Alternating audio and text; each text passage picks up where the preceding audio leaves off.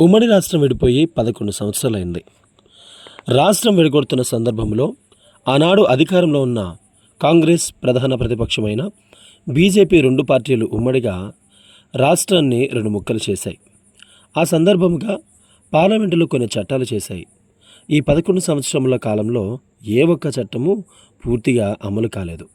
నవ్యాంధ్రలో క్రొత్తగా కూటమి ప్రభుత్వం ఏర్పడి 8 నెలల పాలనలో బీజేపీ సహకారం తీసుకుని కొన్ని పనులు వేగంగా ముందుకు అడుగులు వేస్తున్నాయి. సీమకు మొండి చెయ్యి కూటమి ప్రభుత్వం చూపిస్తుంది. పోలవరం ప్రాజెక్టు పూర్తి నిధులు సమకూర్చడంలో మంచి ఫలితాలు కనబడుతున్నాయి. రాజధాని నిర్మాణమునకు అనగా అమరావతికి నిధులు బాగా సమకూరుస్తున్నారు.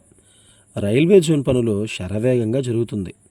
విశాఖ స్టీల్ ప్లాంట్లకు నిధులు కేటాయించడం అభినందించదగ్గ విషయం.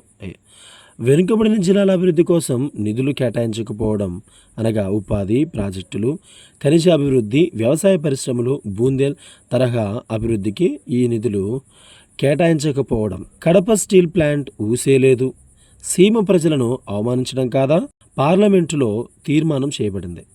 వెనుకబడిన రాయలసీమకు, ఉత్తరాంధ్రకు ఉమ్మడి ఒక్కొక్క జిల్లాకు 50 కోట్ల వంతున బీజేపీ ప్రభుత్వం ఇచ్చి ఇదే అభివృద్ధి అని చెప్పింది.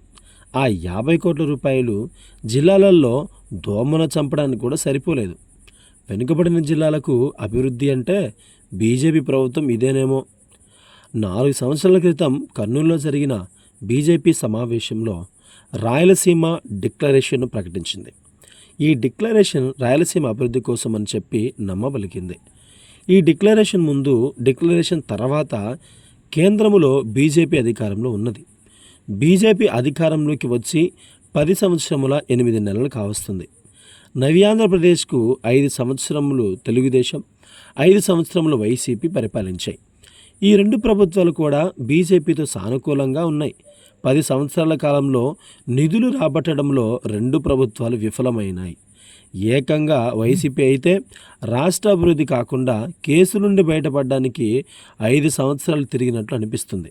కానీ ఈ 8 నెలల కాలంలో కేంద్ర ప్రభుత్వం నవ్యాంధ్రప్రదేశ్కు శ్రీ నారా చంద్రబాబు నాయకత్వంలో కేంద్రం నిధులు సానుకూలంగా ఇస్తున్నట్లు స్పష్టంగా అర్థమవుతుంది. రాజధానికి నిధులు రాబట్టడంలో కూటమి ప్రభుత్వం కృషి బాగుంది. పోలవరానికి నిధులు తీసుకురావడంలో ప్రయత్నం చాలా బాగుంది. రైల్వే జోన్ను వేగంగా పనులు ప్రారంభించగలిగారు. విశాఖ స్టీల్ ప్లాంట్ను మూతపడకుండా నిధులు తీసుకురాగలిగారు. కానీ కడప స్టీల్ ప్లాంట్ ఏం పాపం చేసింది? సీమ వెనుకబడతనం పోగొట్టడం అంటే ఇదేనా? కడప స్టీల్ ప్లాంట్ను 3 ముఖ్యమంత్రులు 4 సార్లు శంకుస్థాపన చేశారు. క్రీస్తుశేషులు శ్రీ రాజశేఖర రెడ్డి గారు ఒకసారి, శ్రీ నారా చంద్రబాబు నాయుడు ఒక్కసారి, శ్రీ వైఎస్ జగన్మోహన్ రెడ్డి గారు 2 సార్లు శంకుస్థాపన చేశారు. శ్రీ సీఎం రమేష్ ఆనాటి తెలుగుదేశం నాయకుడు, ఈనాటి బీజేపీ అనకాపల్లి ఎంపీ కడప జిల్లా పరిషత్ ఆవరణంలో ఆమరణ నిరాహార దీక్షను నిర్వహించారు. కానీ ఈ ప్రైవేటు స్టీల్ ప్లాంట్ అనగా మిట్టల్ నిస్సాన్ స్టీల్ ప్లాంట్ అనకాపల్లిలో పెడుతున్నట్టు పత్రికల్లో వచ్చింది. కడపలో మీరు నిర్వహించిన ఆమరణ నిరాహార దీక్ష కడప అభివృద్ధికా, అది బోగస్ దీక్షనా? రమేష్ నాయుడు గారు చెప్పాలి. అనకాపల్లిలో పెట్టే స్టీల్ ప్లాంటు 1,47,162 కోట్లతోటి 1,00,000 మందికి ఉద్యోగాలు ఇవ్వడం కోసమని తెలుస్తున్నది. పార్లమెంటులో జరిగిన ఇన్ని చట్టాలను పట్టుబట్టి కోస్తాకు తీసుకురాగలిగినప్పుడు రాయలసీమలో స్టీల్ ప్లాంట్ కోసం, రాయలసీమ అభివృద్ధి కోసం ఎందుకోసం కూటమి ప్రభుత్వం ప్రయత్నం చేయడం లేదు? విశాఖ స్టీల్ ప్లాంట్కు అనకాపల్లిలో ఏర్పాటు చేసే స్టీల్ ప్లాంట్కు 25 కిలోమీటర్ల దూరం ఉంటుంది. విశాఖ స్టీల్కు ఐరన్ ఖనిజం ఛత్తీస్గఢ్ రాష్ట్రం నుంచి బబేలి జిల్లా కిరోండాల్ అనే గ్రామం నుండి సప్లై చేయబడుతుంది. ఆ గ్రామం నుండి విశాఖకు 220 కిలోమీటర్ల దూరం ఉంది. కడపలో నిర్మించే స్టీల్ ప్లాంట్కు 100 కిలోమీటర్ల లోపే ఐరన్ ఖనిజ సంపద దొరుకుతుంది. ఈ ఏర్పాటు వాదం మరో విభజన ఉద్యమంగా మారకూడదని కూటమి నేతలు ఆలోచించాలి. రాయలసీమకు వైసీపీ ప్రభుత్వం 5 సంవత్సరాల్లో చేసిన అభివృద్ధిని మనం పరిశీలిస్తే శ్రీ వైఎస్ జగన్మోహన్ రెడ్డి గారికి 2019వ సంవత్సరం నుంచి 2024 సంవత్సరం వరకు ఏపీలో 22 మంది పార్లమెంటు సభ్యులు, 9 మంది రాజ్యసభ సభ్యులు ఉన్నారు. సంవత్సరమునకు 10 సార్లు తక్కువ లేకుండా బీజేపీ పెద్దల చుట్టూ అనగా ప్రధానమంత్రి గారు అండ్ హోంమంత్రి గారి చుట్టూ తిరిగారు. అంటే 5 సంవత్సరాల కాలంలో 50 సార్లు పైమాటే. సీమ అభివృద్ధి కోసం, సీమలో ఉపాధి కోసం ఎన్ని పరిశ్రమలు నిర్మించారు? ఎంతమందికి ఉపాధి ఇప్పించారు? రాయలసీమ నుండి మీరు ప్రాజెక్టులు తరిమివేసి ఎంతమందికి ఉపాధి అవకాశాలు పోగొట్టారు?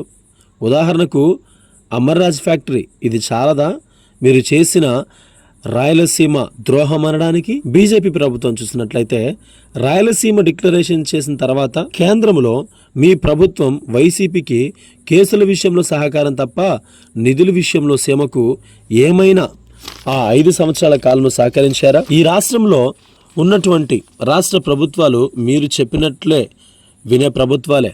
మరి ఈ 10 సంవత్సరాలు రాయలసీమను ఎందుకు ఎడారిగా మార్చారు? ఎందువలన వలస కూలీలను తయారు చేశారు? ఇది రాయలసీమ చేసిన ద్రోహం అంటారా? మరేమంటారు? ఎందుకు ప్రత్యేక హోదా ఇవ్వలేకపోయారు?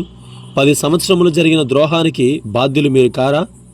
అయినా రాయలసీమలో బీజేపీ శాసనసభ్యులను గెలిపించిన గొప్ప మనసున్న సీమ ప్రజలు. స్టీల్ ప్లాంట్ నిర్మించాలనుకున్న ఏరియాలో బీజేపీకి సంబంధించిన శాసనసభ్యుడిని గెలిపించింది సీమ ప్రజలే అని బీజేపీ ఆలోచించాలి. ఒక్క ప్రాజెక్ట్ అయినా పూర్తి చేశారా? అన్నమయ్య ప్రాజెక్టును కూల్చింది మీరు కాదా? ఇంతకంటే ద్రోహం ఏముంటుంది? పిసిసి అధ్యక్షురాలు శ్రీమతి వైఎస్ షర్మిల గారు ఈ బడ్జెట్ తర్వాత స్టీల్ ప్లాంట్ పట్ల కానీ రాయలసీమకు జరుగుతున్న అన్యాయం పట్ల పోరాటం చేయాలి. బీజేపీ చేసిన ద్రోహాన్ని, తన అన్న సీమ పట్ల వ్యవహరించిన మెతక వైఖరిని ప్రజలకు వివరించాలని, వీధి పోరాటం చేయాలని సీమ ప్రజలు మరియు ప్రధానంగా కడప ప్రజలు కోరుకుంటున్నారు. రాయలసీమలో వెనుకబడిన ప్రాంతాల పేరుతోటి గత 5 సంవత్సరాలు మాట్లాడని, కనపడని మాజీ కమ్యూనిస్టులను ముందు పెట్టి రాయలసీమ వెనుకబడిన ప్రాంతాల పేరుతోటి పోరాటాలు చేయడానికి వైసీపీ ప్లాన్ రూపొందించినట్టు చర్చ జరుగుతున్నది. దానికి అయ్యే పెట్టుబడినంతా వైసీపీ పెద్దలే ఏర్పాటు చేస్తున్నట్లు తెలుస్తున్నది.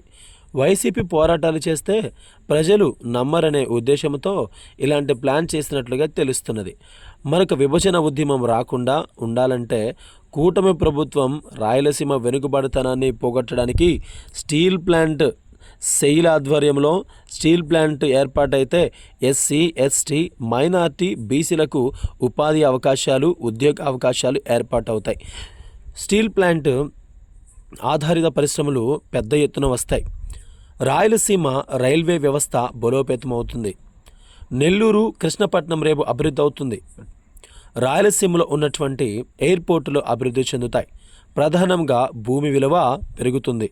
కాబట్టి రాయలసీమకు కావలసింది అభివృద్ధి. కూటమి ప్రభుత్వం దీని మీద దృష్టి పెట్టాలని విజ్ఞప్తి చేస్తున్నాము.